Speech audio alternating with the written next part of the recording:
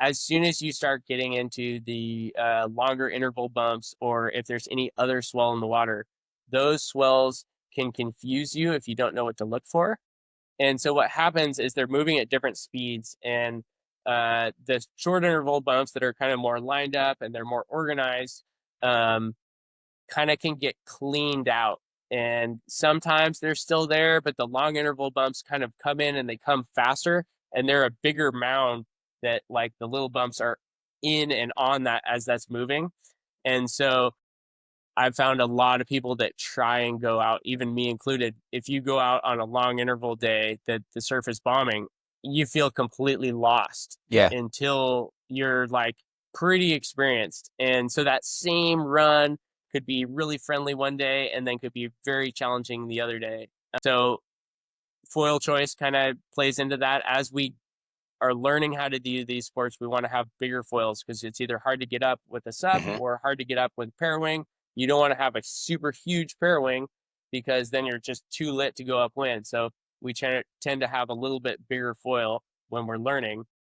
And then the problem is, or not the problem, but that suits those, shorter interval, just wind bumps. As soon as you get into those longer interval bumps, they're moving faster. And so you kind of want to be on a smaller foil, which is great. And then it's easier to downwind once you're doing that and you have those skills. But when you need to pump through a lull or you need to Mm. get up when the wind's lighter, now all of a sudden you're having more trouble with the pair when you get up. So yeah, I mean, stick to the if you can, stick to just the wind bumps and no swell when you're learning. It's You're gonna Yeah. have a much better time. Yeah, big swell is tough, man. And the other thing that it changes a lot is just the speed that you're riding on those big days. Man, you're going super fast and you're just trying to keep up with the ground swell because in between, if you peel back, the troughs are long and you have to really like make those decisions very quickly, very early to not get bogged down in that in between zone or the no man's land. Like Dave West talk about the no man's land. A lot of people don't think about that, but the troughs are enormous, man. And pumping with a small foil, you start losing speed to the point where then you can't even get to the one behind because you're just too slow to catch it.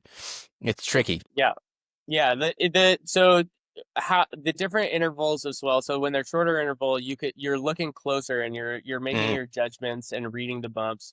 Where it's in a closer thing, you're riding a bigger foil. Usually everything's moving slower, so you can make your decisions on where to go. Or if you make a completely bad decision, the next bump is very close, and it's you don't have to go very far. What we're talking about when the long interval goes, not only are you riding a smaller foil and going faster, you need to look way far ahead into the distance. You can't look close because things are happening way out there, and then you're also going so much faster. So the speed at which you need to make decisions is happening faster, and you also need to look way out on the horizon because what you're going to glide to is different. So mhm. pretty much when you get a ton of speed, you need to not like hang on to something forever. You need to use that speed to like go somewhere. And so that's, it just gets exponentially more difficult. But as soon as you get the skills, it's Oh, awesome. it's awesome. It's the Uh, best. yeah, Yeah, but and everybody wants to get there, but the pattern recognition changes. Absolutely. Like that those small patterns become, times 10 and then you have to get that awareness. And it is a yeah, little bit about understanding the ocean, understanding conditions a little bit more, and that's part of the learning into downwinding that people can't just rock up and expect to just dominate. It's laps, it's time, it's experience, and it's interest as well. I think you need to be interested in it. You need to have a look and research and like listen to these kind of more experienced yeah, people, and even I love being like the worst person in my crew because I am always learning from the people in front of me. So tag along with someone experienced, that's probably the best thing you could ever do. yeah. When I first, started learning, or like, I was getting my downwind sup board and I knew that I wanted to do it in the ocean, I was just listening to everything, watching anything, like anything that James Casey had up or any Yep. footage of anything. I was thinking about it, listening to it at night as a podcast, whatever I could do, and just could not get enough because I wanted to kind of, first of all, I was so excited that like the open ocean might be surfable. Yeah. And it's like now we could potentially have endless point breaks that are phenomenal all over in the ocean. But also, it's like it's a difficult thing to do. And like you said, you really need to want it. Hmm. And like, it's a pinnacle sport. You've come from kite surfing, like surfing, kite surfing, wakeboarding, foiling, prone foiling. All these skills kind of come together to do the downwinding. So it's like a pinnacle sport. You not only need to know how to do those sports, but you kind of need to be pretty good at them Hmm. to build and put together. Like I would say, parawinging, you need to know how to probably wing to learn how to like free fly and learn how to ride the bump. So it's not the actual skill of winging.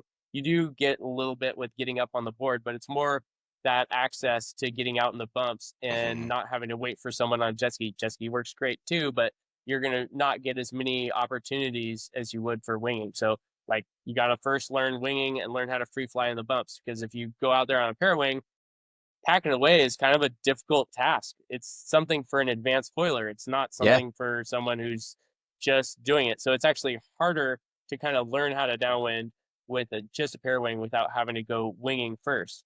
And then you also want to probably go prone, because you want to learn how to ride this board, paddle in, and then like Mm. really be starved for, I have to stay up, you know, Pump. like Yeah. nothing puts your heart rate through the roof than saying like the next wave is over there and it's the biggest one. I need to get to it. You'll And that's get like there. how you learn.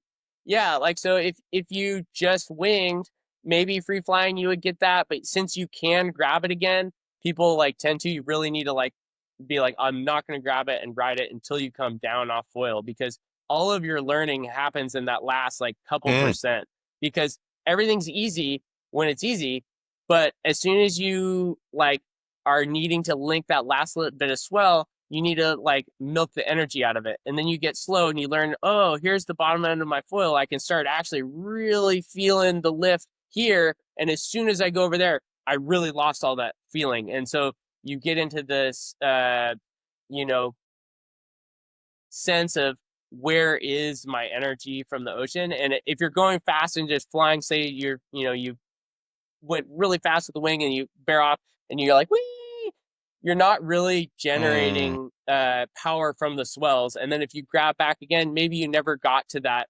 oh, this is where I really need to be efficient and feel the energy. It's like it's a conundrum of having too much speed and too much energy to not slow down and then feel where the energy and the swells are. So yeah. Yeah.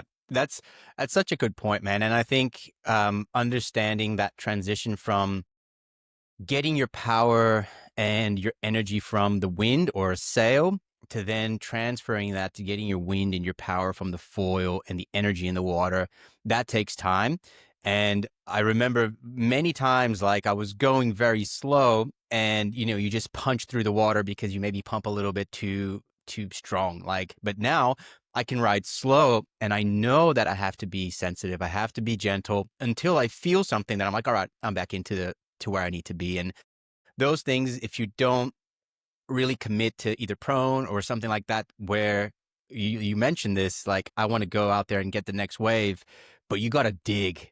And that little point where you're digging deep, yeah, you don't get that experience with anything else. You just really need to be in there with nothing in your hands. And Yeah.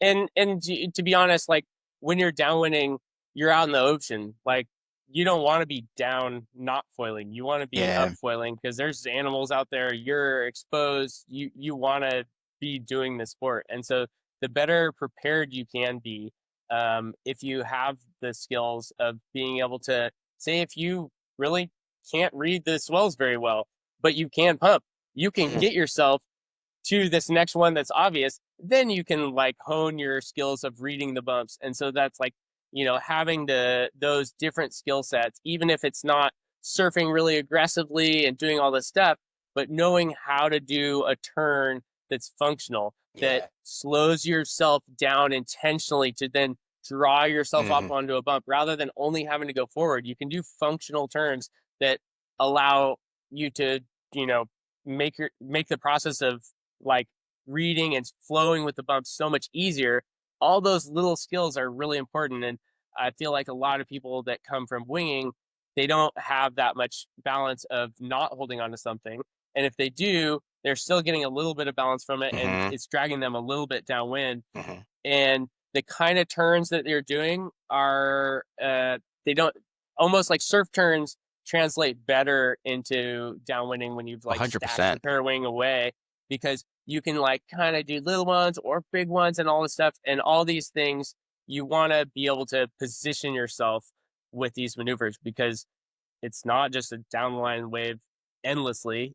You need to connect the different bumps, and um, getting yourself into the position where you end a turn and now you're high on the bump, and then you can think about and do the next thing is really critical. You don't want to turn and then just run into the bump in front of you and